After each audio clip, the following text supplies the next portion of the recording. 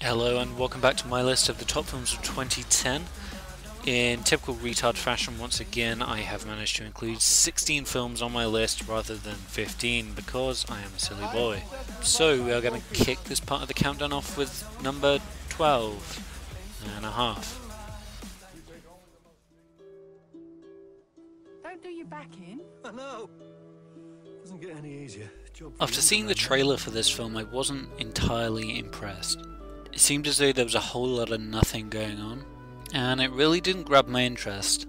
I decided to give it a go anyway, and I certainly don't regret that choice.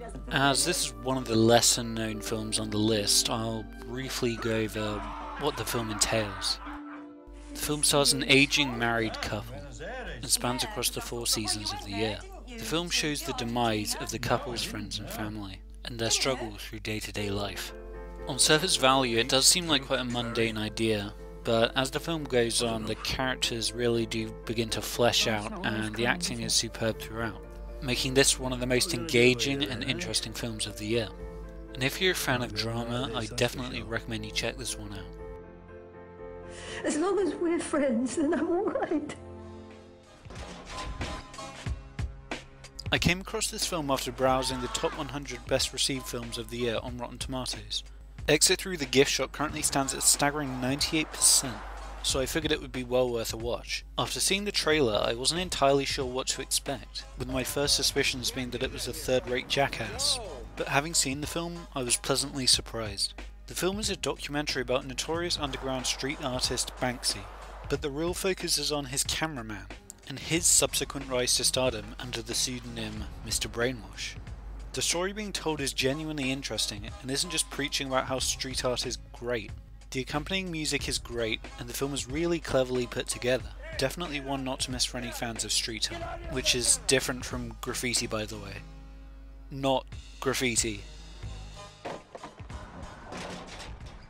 How come nobody's ever tried to be a superhero? Well, I don't know. Probably because it's impossible. Putting on a mask and helping people? How's that impossible? Now this is a film that appealed to me from the get-go. Comic booky, superhero-y thing. Fighting, action, costumes. Ugh.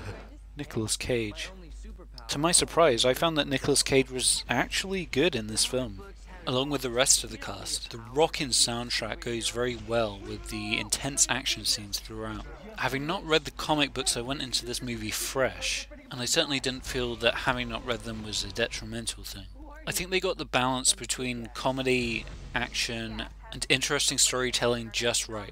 I'm super excited for the upcoming sequel, due out in 2012, subtitled Balls to the Wall. You can hear the excitement in my voice, right? Tool up, honey bunny. It's time to get bad, guys. Don't be back late. I know. Come give us a hug before you go. Hugs. Hug her, that's what she's there for. Lesbians. That's hot. The kids are alright. This is another film that the trailer didn't really sell me on. Once again, it was the excellent review scores that really was the pushing factor in me going to see this film. In the end, I don't think labelling this film as a comedy with dramatic elements is doing it justice. It is definitely the other way around, a drama with some comedic elements, something which I don't think the trailer made clear. Either way, the writing and dialogue for this film are excellent, and the audience is definitely kept on their toes throughout. The entire cast is terrific, and they do an excellent job at portraying the emotions when needed. This is another film that I think many people may have passed over, but hopefully all the Golden Globe nominations will have done it some good, and will help raise awareness for this film. So how'd you two meet? I was a resident and Jules had an emergency. my tongue was numb and I told her to relax And then my tongue started working again. Okay, yeah, that's hot. Definitely hot.